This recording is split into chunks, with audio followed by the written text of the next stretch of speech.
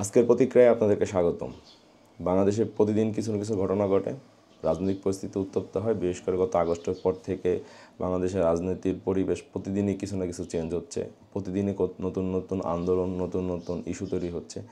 এত ইস্যু যে ইস্যুর প্রতিক্রিয়া নিয়ে যদি আমরা কোনো লম্বা আলাপ করতে চাই, তাহলে আসলে ইস্যুর পর ইস্যু চলে আসতেছে, আলাপ আর করা যাচ্ছে না।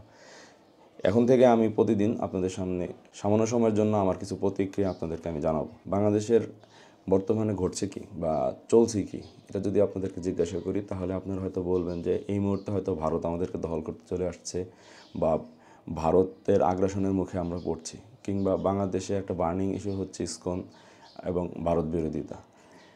আচ্ছা, এই বাংলাদেশের এই ভারত বিরোধিতা বা বাংলাদেশের সাথে ভারতের এই দ্বন্দ্ব বা বাংলাদেশের সাথে ভারতের বন্ধুত্ব, এই ইস্যুগুলো নিয়ে আমাদের অনেক আলাপ আছে, অনেক ধরনের বয়ান তো আছে।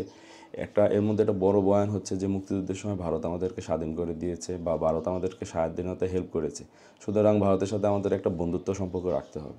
আসলে ভারত বা পাকিস্তান বা নেপাল, ভুটান বা শ্রীলঙ্কা যাই বলেন, প্রতিটা রাষ্ট্রই কিন্তু আরেকটা রাষ্ট্রের সাথে একটা ন্যূনতম সম্পর্ক মেনটেন করবে। এটা বন্ধুত্বও না বা শত্রুতাও না।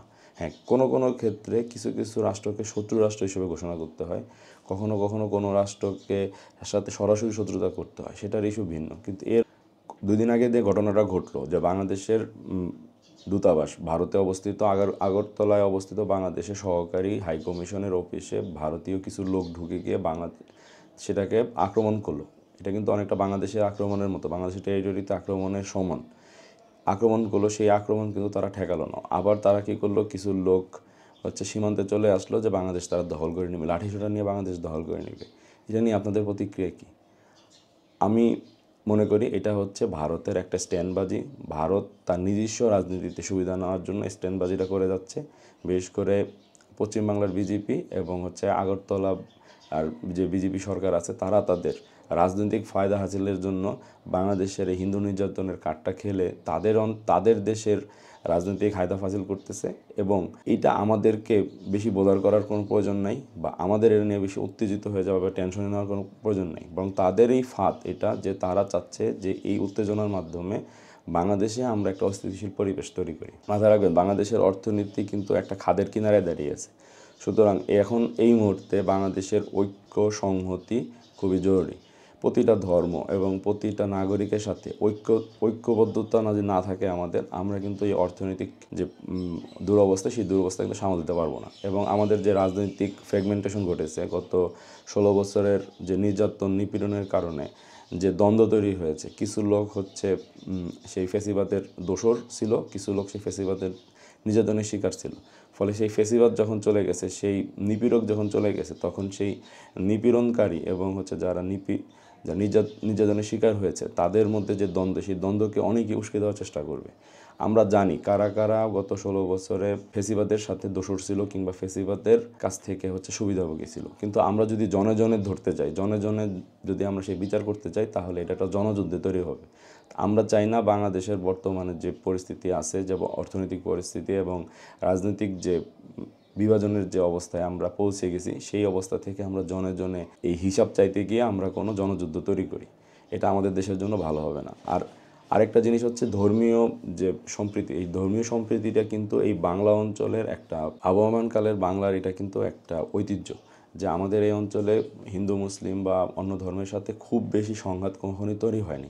এমনকি ব্রিটিশ আমলে যখন সারা ভারতবর্ষ নিয়েতেই বিভিন্ন জায়গায় হিন্দু মুসলিম দাঙ্গা হচ্ছিল, জাতিগত দাঙ্গা হচ্ছিল, তখনও কিন্তু এই অঞ্চলে দু একটা বিচ্ছিন্ন ঘটনা, নোয়াখালীর ঘটনা ছাড়া তেমন কোনো, এবং ঢাকার কিছু ঘটনা ছাড়া আমরা তেমন কোনো বড় ধরনের সহিংসতার কোনো ইতিহাস পাই না, যেটা কলকাতায় আছে, যেটা বিহারে আছে বা উত্তর ভারতের দিকে আছে। তো স্বাধীনতার পরে, অর্থাৎ আমি বলতে চাচ্ছি 1947-এর পরে ভারতে কতগুলো দাঙ্গা হয়েছে, আর 47-এর পর থেকে এই 2024 সাল পর্যন্ত বাংলাদেশে কয়টা সাম্প্রদায়িক দাঙ্গা হয়েছে, এটা যদি আপনারা পাশাপাশি ক্যালকুলেশন করেন, তাহলেই আমার এই বক্তব্যের সত্যতা খুঁজে পাবেন। তো সেই জায়গায় একটা নতুন করে ধর্মীয় সংঘাতের পরিস্থিতি তৈরি করার কিন্তু কোনো প্রয়োজনীয়তা নাই। আমরা জানি কারা জগৎ শেঠ, কারা রায়দুল্লভ। পলাশী প্রান্তরের খলনায়কদের মধ্যে আমরা শুধু মির্জাফরের কথা স্মরণ করি, অথচ সবচেয়ে বড় খলনায়ক ছিল জগৎ শেঠ এবং রায়দুল্লভ, সেই জগৎ শেঠ আর রায়দুল্লভ বর্তমানে কারা বাংলাদেশে সেটাও আমরা জানি, কিন্তু তারপরেও আমরা জানার পরেও আমাদেরকে সেখানে আপাতত মুখ বন্ধ করে রাখতে হবে। আমার এই কথা অনেকের কাছে ভালো লাগবে না, অনেকেই হচ্ছে যে উত্তেজিত বক্তৃতা দিতে চাচ্ছেন বা রাজনৈতিক সংঘাতের দিকে কথা বলবেন, কিন্তু আমি একটা কথা বলি সবসময়, সেটা হচ্ছে যে আমাদেরকে রাজনৈতিক ময়দানে কিন্তু রাজনৈতিক যে পদ্ধতি অনুসরণ করে আগাতে হবে। আমরা কিন্তু জনে যুদ্ধ শুরু করতে পারবো না, কিংবা আমরা আমাদের পুরো রাজনৈতিক পরিবেশটাকে এমনভাবে বিশৃঙ্খল করতে পারবো না যে অন্য দেশ আমাদের উপরে চোখ রাঙানোর কোনো সুযোগ পায়। মাথায় রাখবেন, অন্য দেশ তখনই কোনো দেশের উপর আক্রমণ করতে পারে বা কোনো দেশে আগ্রাসন চালানোর সাহস পায় যখন ওই দেশের মধ্যে বিভাজন তৈরি হয়।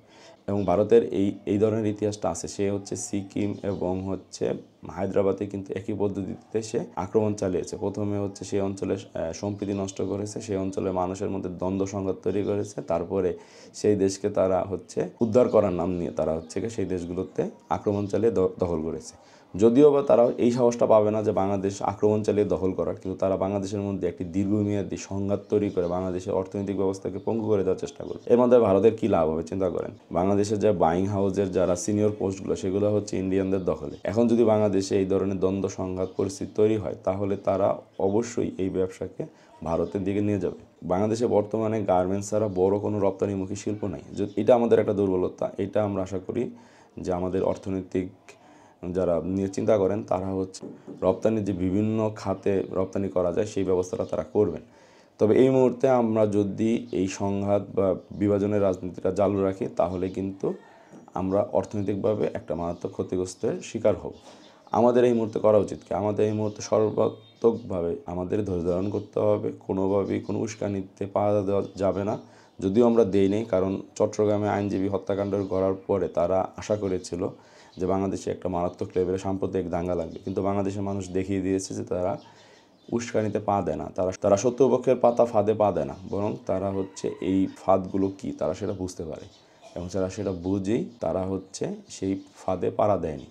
এবং আমাদেরকে এই যে সহনশীলতা, এই সহনশীলতা তারা আরও চালিয়ে যেতে হবে। যদিও মাঝে মাঝে আমাদেরকে উত্তেজনা তৈরি হবে, কিংবা হচ্ছে অনেকে হচ্ছে বিভিন্ন উত্তেজক বক্তব্য দিবে, তারপরও আমাদেরকে অনেকে হয়তো অনেক উত্তেজিত বক্তৃতা দিবে বা উত্তেজনা তৈরি করার চেষ্টা করবে, তারপরও কিন্তু আমাদেরকে ধৈর্য ধারণ করতে হবে। কারণ আমরা একটা রাজনৈতিক এবং অর্থনৈতিক ভঙ্গুর দশার মধ্যে এসে উপনীত হয়েছে।